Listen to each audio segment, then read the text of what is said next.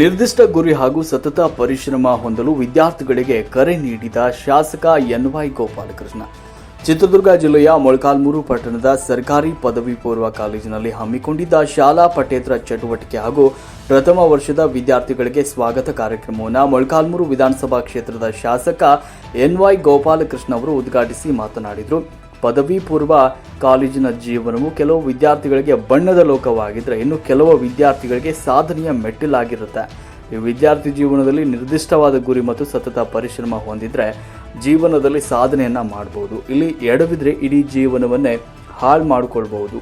ಇಲ್ಲಿ ಕಠಿಣ ಪರಿಶ್ರಮ ಪಟ್ಟರೆ ಜೀವನದಲ್ಲಿ ಉನ್ನತ ಸ್ಥಾನಮಾನ ಗಳಿಸಬಹುದು ಅಂತ ವಿದ್ಯಾರ್ಥಿಗಳಿಗೆ ಕಿವಿ ಮಾತು ಹೇಳಿದರು. ಈ ಸಂದರ್ಭದಲ್ಲಿ ಪದವಿ ಪೂರ್ವ ಕಾಲೇಜಿನ ಪ್ರಾಂಶುಪಾಲರಾದ ಗೋವಿಂದಪ್ಪ, ಎಸ್ಡಿಎಂಸಿ ಉಪಾಧ್ಯಕ್ಷರಾದ ಎಸ್. ಖಾದರ್, ಸದಸ್ಯರು ಹಾಗೂ ದಾನಿಗಳು ಆಗಿರುವ ಮಂಜುನಾಥ್ ಗಾಯಕ್ವಾಡ್, ಪ್ರಥಮ ದರ್ಜೆ ಗುತ್ತಿಗೆದಾರರಾದ ಗೋವಿಂದಪ್ಪ, ಉಜ್ಜಿನಪ್ಪ ಹಾಗೂ ಎಸ್ಡಿಎಂಸಿ ಸದಸ್ಯರಾದ ಭೀಮಣ್ಣ, ಲತೀಫ್, ಕಾಲೇಜಿನ ಪ್ರಾಧ್ಯಾಪಕರು, ವಿದ್ಯಾರ್ಥಿಗಳು, ಹಲವು ಗಣ್ಯರು ಈ ಸಂದರ್ಭದಲ್ಲಿ ಉಪಸ್ಥಿತರಿದ್ದರು. ಹಮ್ಮಿಕೊಂಡಿದ್ದಾಗಿದೆ. ಜೋರಾದ ಚಪ್ಪಾಳೆಯ ವಿದ್ಯಾರ್ಥಿಗಳು ಕರತಾಳದ ಜೋರಾಗಿ ಕೇಳಬೇಕು. ಭಾರತೀಯ ಸಿಆರ್ಗೆ ಧನ್ಯವಾದಗಳು. ಬಹಳ ಚಿಕ್ಕಲ್ಲಿ ಆದಷ್ಟು ಬೇಗನೆ ಪೂರೈಸತಕ್ಕಂಥ ಕೆಲಸ ನಾವು ಮಾಡ್ತೀವಿ. ನನ್ನ ಮೂಲ ಉದ್ದೇಶ ಇವತ್ತು ಪುಸ್ತಕ ಬಿಡುಗಡೆ ಆಗ್ತಕ್ಕಂಥದಕ್ಕಿಂತ ಮುಖ್ಯವಾಗಿ ಮೊಳಕಾಲ್ಮೂರು ತಾಲೂಕಿಂತ ಚೆನ್ನಾಗಿ ಓದಬೇಕು, ಚೆನ್ನಾಗಿ ಹುಡುಗರು ಪಾಸ್ ಆಗಬೇಕು. ನಾನು ಹಿಂದೆ ಹೇಳ್ಕೊಟ್ಟೆ, ಒಂದು ಗುರಿ ಇಟ್ಕೊಳ್ಳಿ, ಗುರಿ ಇದ್ದಲೇ ನೀವೇನು ಓದಕ್ಕೆ ಹೋದ್ರು ಕೂಡ ಅದಕ್ಕೆ ಸಾರ್ಥಕತೆ ಜೀವನಕ್ಕೆ ಹೊಂದಾಣಿಕೆ ಆಗಿಲ್ಲ.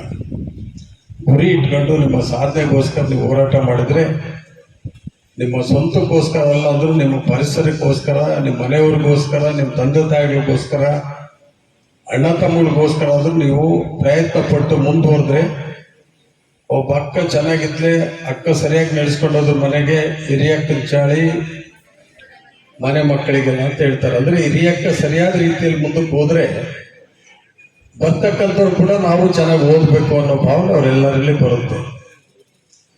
ನಿಮ್ಮ ಗಂಡಸರಿಗೂ ಅಷ್ಟೇ. ಹಿರಿಯ ಕಾಲೇಜು 1972-73ರಿಂದ ಪ್ರಾರಂಭವಾಗಿರ್ತಕ್ಕಂಥ ಮೊಳಕಾಲ್ಮೂರಿನ ಪದವಿ ಪೂರ್ವ ಕಾಲೇಜು ಬಹಳಷ್ಟು ವಿದ್ಯಾರ್ಥಿಗಳಿಗೆ ವಿದ್ಯಾದಾನ ಮಾಡಿರ್ತಕ್ಕಂಥ ಒಂದು ಸ್ಥಳ ಇದು. ಬಹುತೇಕ ನಮ್ಮ ಶಾಸಕರ ಒಂದು ಅವಧಿಯಲ್ಲಿ ಇಷ್ಟೆಲ್ಲ ಕೊಠಡಿಗಳು ಆಗಿದ್ದಾವೆ ಅಂತ ನಾನು ಭಾವಿಸ್ತೀನಿ. ಯಾಕಂತಂದ್ರೆ 5-6 ಅವಧಿಯಲ್ಲಿ ಈಗ ನಾವು ಕಾರ್ಯಕ್ರಮ ಮಾಡ್ತಕ್ಕಂಥದ್ದು ಬಹುತೇಕ ಕಟ್ಟಡ ಇಲ್ಲ, ಪ್ರೌಢಶಾಲೆ ನಡೀತಾ ಇತ್ತು ಕಾಲೇಜು. ನಂತರ ಅವರ ಅವಧಿಯಲ್ಲಿದೆ ಬಹುತೇಕ ಈ ಒಂದು ಚೌಕಟ್ಟಾಗಿರ್ತಕ್ಕಂಥ ಈ ಕೊಠಡಿಗಳೆಲ್ಲ ಕೂಡ ನಿರ್ಮಾಣ ಆಗಿರೋದು ಅಂತೇಳಿ ನಾನು ಭಾವಿಸ್ತಾ ಅವರಿಗೆ ಮತ್ತೊಮ್ಮೆ ಧನ್ಯವಾದಗಳನ್ನ ಅರ್ಪಣೆ ಮಾಡ್ತೇನೆ.